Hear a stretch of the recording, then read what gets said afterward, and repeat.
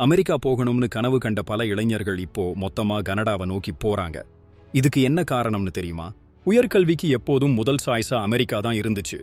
ஆனா இப்போ அது அப்படியே தலைகீழா மாறிடுச்சு. அமெரிக்காவோட அதிக கல்வி கட்டணம், விசா கட்டுப்பாடுகள், மாணவர் கடன் தொல்லைகள், முக்கியமா ட்ரம்போட அரசியல் குழப்பங்கள், இதெல்லாம் தான் இந்திய மாணவர்களை கடுமையா யோசிக்க வைக்குது. ஆனா அதே நேரம் கனடாவுல குறைவான செலவுல தரமான கல்வி, சுலபமான குடியேற்ற கொள்கைகள்னு பல வசதிகள் இருக்கு. வெளிநாட்டுல படிச்ச ஒரு அம்மா சொல்றாங்க, என் ஒரு பொண்ணு அமெரிக்காவுல படிச்சா, இன்னொரு பொண்ணு கனடாவுல படிச்சா.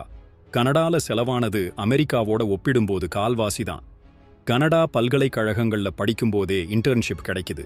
அதனால படிச்சு முடிச்ச 6 மாசத்துக்குள்ள 92% பேருக்கு அங்கேயே வேலை கிடைக்குது.